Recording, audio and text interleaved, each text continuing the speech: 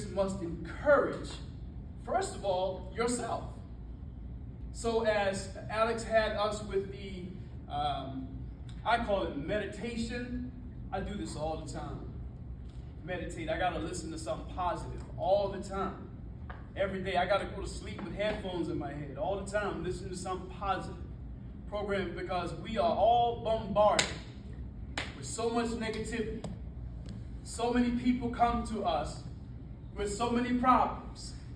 Who can tell me the definition of math? Yes? Solving problems. So you're either going to add something or you're going to subtract something. Me, I'm in the big bone, fluffy. Okay, so you get that. So I'm there. So I either got to add some more exercise and subtract some calories in order for me to get to my goal. And speaking of goal, I heard a lot of people talking about, the pitch and being able to say what you need to say. Albert Einstein says, if you cannot tell your goal to a 6-year-old who can tell it to another 6-year-old, you need to redefine your goal. You need to redefine your goal. Okay? So, the second thing that all leaders must do all the time is encourage. How do you encourage? The first part of encouraging is leading. They have to see you leading in your communication, then in your team meetings that you have, right? That's the second part of encouraging, is in your team meetings. How you're talking, what are you laying out? Are you laying out all of the glows, the grows, and the glows in your organization? Okay? And the third is in the evaluation conversations that you're having. One of the things you should develop, if you're looking at or if you have employees, is develop stay interviews. Stay interviews. Many people have exit interviews, but how many organizations have stay interviews? Where you're interviewing your employees, asking, hey, why do you stay at this organization? Why are you still here? Because see, you can gather information from those employees, from those partnerships, to be able to say, well, how can I grow more of this? In order for me to keep more employees, right? You can get a lot of information from those that have been there. Bob's been on the line for 23 years. Why does Bob like being on the line in a manufacturing organization for 23 years? I want to put Bob in a leadership position. But once I put Bob in a leadership position, Bob was good at the line, but he's a bad people person. So I just lost a great performer. He gained a bad manager, gained a bad leader. So you want to make sure that you're careful with doing that, right? Because Gallup says that the wrong talent match is promoted into leadership positions 82% of the time, which leads to 75% of the reason why people quit their jobs. So you got to be intentional about the promotion and about the leadership that you're putting into positions in your organization. But you definitely want to encourage those that want to grow to get into those leadership positions. Okay? You can't encourage everybody. There's some that, let me tell you a quick story. There are these two twin boys. One's named Victor, the other one's named Timothy. Victor, being the oldest, said, I want to start a cult.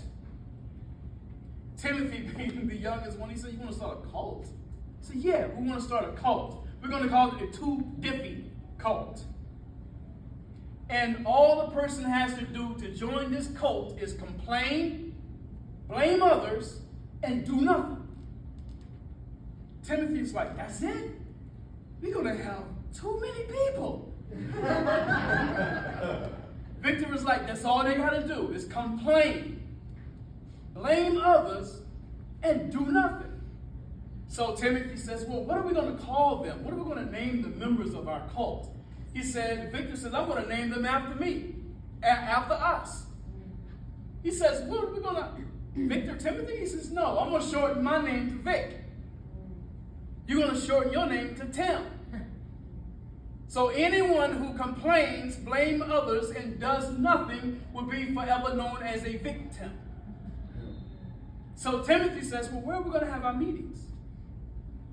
Timothy says, watch this. We're going to have our meetings in the bathroom. Timothy's like, now, you know what? I was with you with the victim stuff, but what do you mean holding meetings in the bathroom? He says, because victims just piss their life away, let other people shit on them, and then they regurgitate the same excuse every day. He says, so that's what's better place to have them meet, excuse the language, but than in a bathroom. So you're going to have some victims that may try to come into your organization. Just make sure that you're not the victim. Make sure that you are the leader that you know that you can be. All right? So that's encouraged. The next one is allow. Allow. You gotta allow room for mistakes. Allow room for mistakes. Mistakes will happen. Many people learn more from mistakes than they do from corrections or what they do right. Learn from mistakes. I'm not saying that any mistakes were made. However, once Alex goes back and reflects on this one, he's going to see some glows and some grows on what he can do to even make the next one even better. And this one is great. But it's always, that process of doing, previewing, or whatever it says. You know what I'm talking about. But allow mistakes. And then secondly is allow room for growth. Allow room for growth. Let me tell you another story. There was these two little boys who went out and ran on. I'm from Minneapolis, so this definitely could happen. Two little boys ran out on a pond, frozen lake, and they were outside playing. And across the pond, there was this old man sitting outside doing something, ice fishing maybe. And so, as the two young boys played, one of them fell in a light side of the ice, fell down in the ice.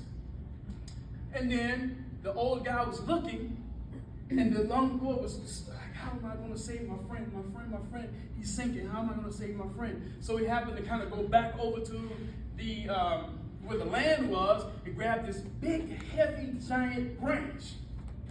And he put it in there, and the young boy pulled up on the branch and pulled himself out of the ice.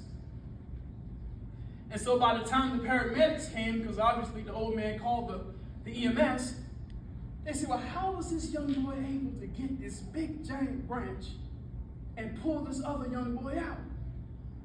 The old man said, because there was no one here to tell him that he couldn't do it. There was no one here to tell him that he couldn't do it. And these are the kind of conversations you have to have with yourself as a leader, as you're continuing to build your business and thinking about expanding your business. That first thought of fear comes, you can't do that.